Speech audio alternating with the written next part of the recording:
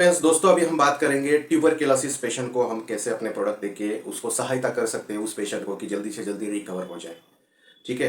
तो उसमें tuberculosis actually होता क्या है कि माइकोबैक्टीरियम ट्यूबरक्लोसिस का एक ऐसा पैथोजन रहता है। वो क्या करता है कि वो पूरे लंग्स को इन्फेक्ट कर देता है और बाकी के अदर पैथोजन जो है बाकी के और अपने ऑर्गन्स को इन्फेक्ट करते हैं। उसमें से आप स्पाइन को, ब्लड को, मतलब बहुत सारे चीज़ को अटैक कर सकते हैं। ठीक है। बहुत बार आपने देखा होगा कि बहुत सारे मैक्सिमम ट्यूबरक्लोसिस के पेशेंट क्या हो जाते हैं, पूरा वीक हो जाते हैं। ट्यूबरक्लोसिस के पेशेंट मैक्सिमम वीक हो जाते हैं। वो वीक क्यों होते हैं? क्योंकि जो आईपीसीपी का ट्रीटमेंट जो अभी गवर्नमेंट भी इसके ऊपर बहुत ज़्यादा अच्छा काम कर रहा है। आईपी का और सीपी का एक ट्रीटमेंट रहता है, उसमें मैक्सिमम आइसोनाइजिल करके एक मेन ड्रग है, मतलब केमिकल। वो केमिकल का जो एलोपैथिक जो दवा है उसका नाम है आइसोनाइजिल। ठीक है। आईएनएच उसको बोला जाता है, आइसोनाइजिल। वो क्या करता है कि वो मेन ड्रग, उसके साथ पायरिजेनामाइड, इथैम्बुटल वगैरह वो सब प्रोडक्ट केमिकल दिया जाता है। ठीक है। तो उससे आदमी ठीक तो हो जाता है। ठीक है। लेकिन वो प्रोडक्ट क्या करता है, वो जो अपनी एलोपैथिक दवा जो है वो ट्यूबरक्लोसिस के पैथोजन को किल करने में, खत्म करने में तो काम करना, मतलब काम करता है वो। ठीक है। लेकिन उसके लिए 6 महीना से 1 साल, 1.5 साल भी, 2 साल भी लग जाता है। ठीक है। डिपेंड करता है कि पेशेंट की क्या मेंटेलिटी क्या है, पेशेंट का फिजिकल हेल्थ कैसा है, उस हिसाब से वो रिकवर होने में ये करता है। तो अभी अभी जो है कि ऐसे पेशेंट को हम क्या कर सकते हैं। ऐसे पेशेंट को देखिए कि मेरे पास भी, मेरे ट्रेनिंग में, मेरे पेशेंट काउंसलिंग सेशन में बहुत सारे लोग आते हैं तो ये पूछ लेते हैं।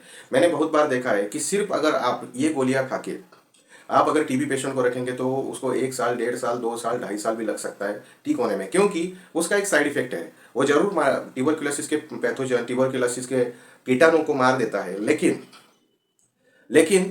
उसके साइड इफेक्ट है। लिवर को ज़्यादा डैमेज करता है, एक पहली बात। दूसरी बात है आपके जो ब्लड में आरबीसीज है, आरबीसीज में मतलब कि लाल पेशियां हम बोलते हैं, हीमोग्लोबिन बोलते हैं, उसको थोड़ा सा डैमेज करता है। डैमेज थोड़ा सा नहीं, अच्छा खासा डैमेज करता है। जो बाकी का पेशी है उसको भी डैमेज करता है। तो उससे क्या हो जाता है कि हीमोग्लोबिन कम होता है, इसलिए वो क्या हो जाता है कि ऑक्सीजन की मात्रा कम हो जाती है, मतलब उसको भारी भारी लगने लगा। वहां से वो डॉक्टर क्या आपको क्या बोलेंगे कि वो प्रोटीन का सोर्स बढ़ाओ खाने में। आप अ, जैसे मीट का बोलेंगे, एग बोलेंगे, वेजिटेबल्स बोलेंगे, बहुत सारे नट्स बोलेंगे। तो ये क्यों बोलते हैं कि इसका मीनिंग है कि आपका प्रोटीन लेवल बढ़ जाए। इसका मीनिंग है कि आपका हीमोग्लोबिन लेवल जितना भी अगर डैमेज हो उतना कम से कम रिकवर हो जाए, इसलिए। ठीक है। तो ये बात है। अभी अभी मैं बात करूंगा अपने पास जो फूड सप्लीमेंट है। ठीक है।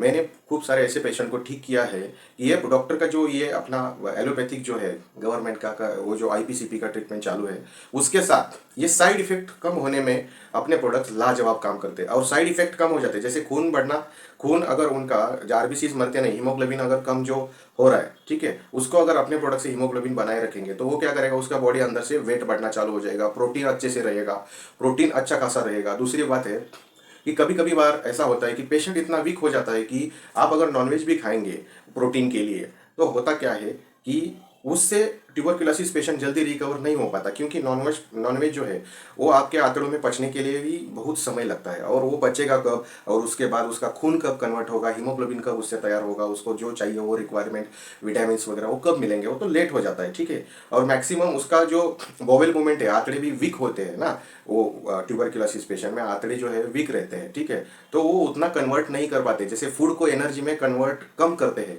इसलिए मैं हमेशा बोलता हूँ कि ये जो अपना सप्लीमेंट है उसको दे दीजिए, आपको 6, 7, 8 महीने में पेशेंट को रिकवर होने में मदद होगा। वो क्या करना है उसमें, इसलिए अपने प्रोडक्ट में बता रहा हूँ आपको, 100% आपको सी वोक्टॉन देना है। 100% आपको पहला जो प्रोडक्ट है सी वोक्टॉन, दूसरा प्रोडक्ट है सीएमडी, तीसरा प्रोडक्ट है स्पिरुलिना, चौथा प्रोडक्ट है आयरन फॉलिक, पांचवा प्रोडक्ट जो है नोनी।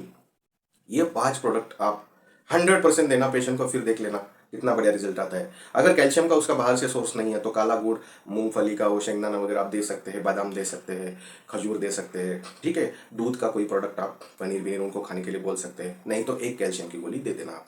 ठीक है। सिंपल ये प्रोडक्ट आप देके देख लीजिए, पेशेंट को बहुत ज़्यादा रिजल्ट मिलेगा, उसका साइड इफेक्ट जो है वो कम होगा। ठीक है। जैसे स्पिरुलिना आंवला और आयरन फॉलिक, या स्पिरुलिना सीबोक्टोन आयरन फॉलिक से क्या होगा, स्पिरुलिना सीबोक्टोन आयरन फॉलिक से क्या होगा, उनका खून बढ़ने में मदद रहेगी, हीमोग्लोबिन बढ़ेगा तो इम्यूनिटी पावर बनी रहेगी। तो जो पेशेंट 2 साल में रिकवर होगा वो 6 महीने में, 7 महीने में, 8 महीने में रिकवर होने में मदद होगी। दूसरी बात है कि उसमें नोनी रहेगा तो सेल जनरेशन प्रॉपर्टीज है, तो नया सेल्स क्रिएट होगा।